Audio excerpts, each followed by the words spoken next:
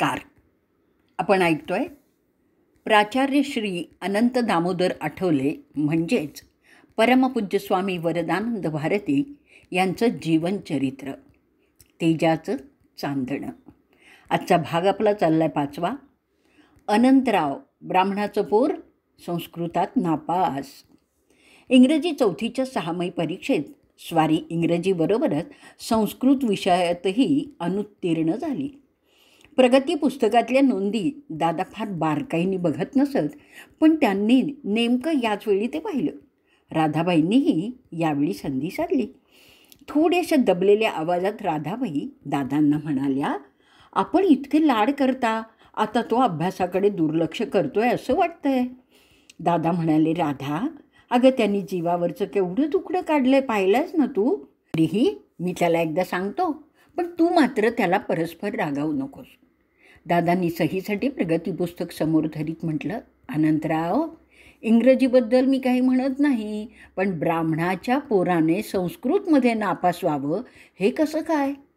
दादांनीच अनंताचा अनंतराव केल्याने अनंताला ते फार लागलं. चूक तर ध्यानात आलीच, पण स्वारीने अभ्यासाचा निश्चय केला आणि पुढच्या परीक्षेत तो उत्तम गुणवत्तेने उत्तीर्ण झाला. दादांनी इंग्रजीसाठी शिकवणी ठेवण्याविषयी सुचवलं होतं, परंतु अनंताचं आणि इंग्रजीच्या शिकवणीचं फारसं काही जुळलं नसावं, कारण अनंताला बालपणापासूनच इंग्रज आणि इंग्रजी याविषयी मनस्वी तिटकारा होता. त्यांनी इंग्रजी 4थीतच निश्चय केला आणि इंग्रजी भाषेवर मेहनत घेतली.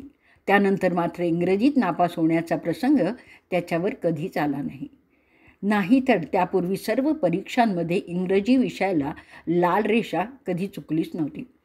त्यानंतर त्याने अनेक इंग्रजी ग्रंथाचे अनुवाद वाचले, तसेच काही ग्रंथ मुळातूनही वाचले. भाषेचा निषेध करावा अशा वृत्तीने कधी इंग्रजी टाळलं नाही, परंतु त्याला इंग्रजी भाषेविषयी मात्र प्रेम कधीच वाटलं नाही, कारण परकीय भाषा ही त्यातून व्यक्त होणाऱ्या विचारांमुळे तिरस्कारार्हच ठरते.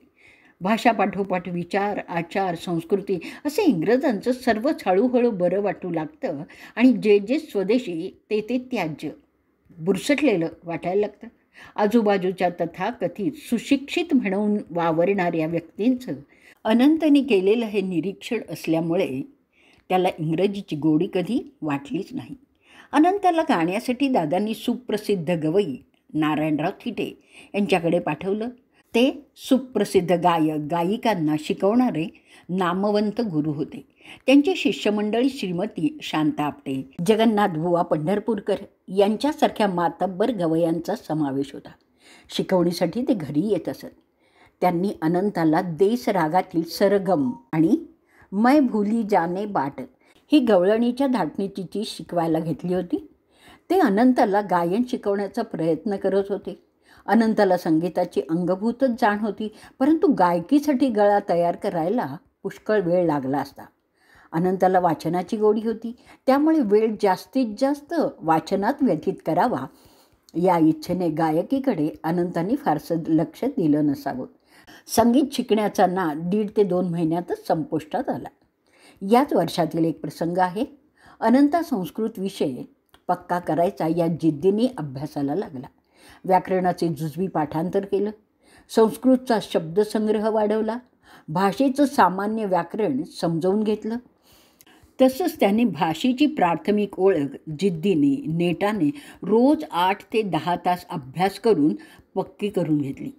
नेट लावून अभ्यास केल्याने त्याचा प्रयत्नही यशस्वीच झाला. शाळेत एकदा एका तासाला नेहमीचे शिक्षक न येता चळेकर नावाचे बदलीचे शिक्षक आले. त्यांनी मेघदूतातील एक संस्कृत श्लोक फळ्यावर लिहिला आणि त्या कथेचा सारांश गोष्टी रूपाने सांगितला. सायंकाळी अनंत त्यांच्या घरी गेला आणि म्हणाला, मला मेघदूत शिकवाल का? प्रश्न ऐकून ते हसले.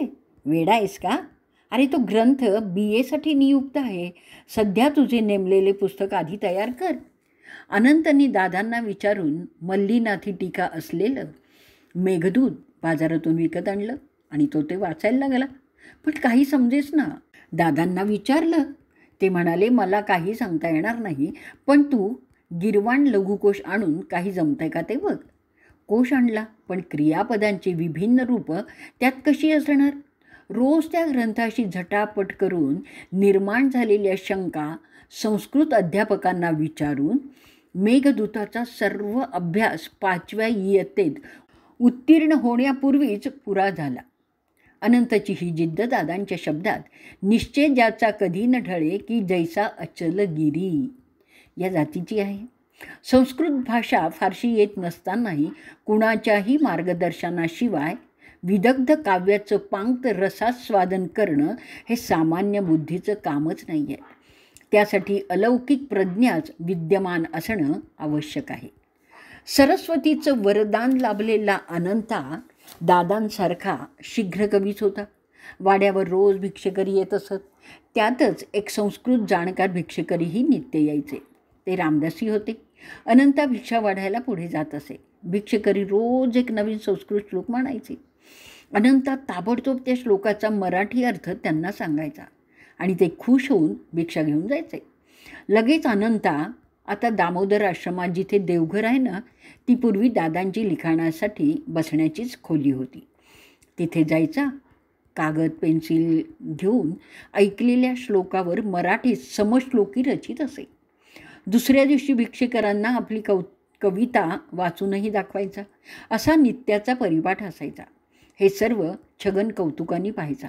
त्याच्या मनात यायचं, माझा हा भाऊ काही वेगळाच आहे कड्या, आणि त्याचा ऊर अभिमानाने भरून येत असे. अनंताला विदेशीची मनस्वी चीड होती. तो रोज शाळेत पायजमा सदरा अशा वेशातच जात असत. एके दिवशी कपडे वाळले नव्हते, त्यामुळे अनंता पंचा नेसून शाळेत गेला. डोक्यावर लहान टोपी असायची, त्यामुळे शेंडी बाहेर आलेली होती. हा वेश पाहून अनंताला दाराबाहेर उभं केलं. शिक्षक म्हणाले, हे शाळेच्या शिस्तीत बसत नाही, शेंडी बाहेर आलेली, पंचा नेसलेला, हे कसं? त्यावर अनंता म्हणाला, माझी नुसती शेंडीची बट बाहेर आली आहे, तुमच्या ते झिपऱ्याच बाहेर आलेले आहेत. आणि नंतर दादांची भेट घेऊन ते शिक्षक दादांना म्हणाले, हा मुलगा अतिशय बुद्धिमान आहे, चतुर आहे, तसाच तो स्पष्ट वक्ता पण आहे. अनंत शाळेत जाताना एक मोठी जाड वही घेऊन जात असे. तिच्यातच सर्व विषयांचा अभ्यास लिहित असे. स्वतःचा अभ्यास, गृहपाठ सर्व काही त्याच एका वहीत असायचं. त्यांनी त्या वहीला अनंत वस्तू भांडार असं नाव दिलं होतं. आजचा भाग आपण इथेच संपवणार आहोत.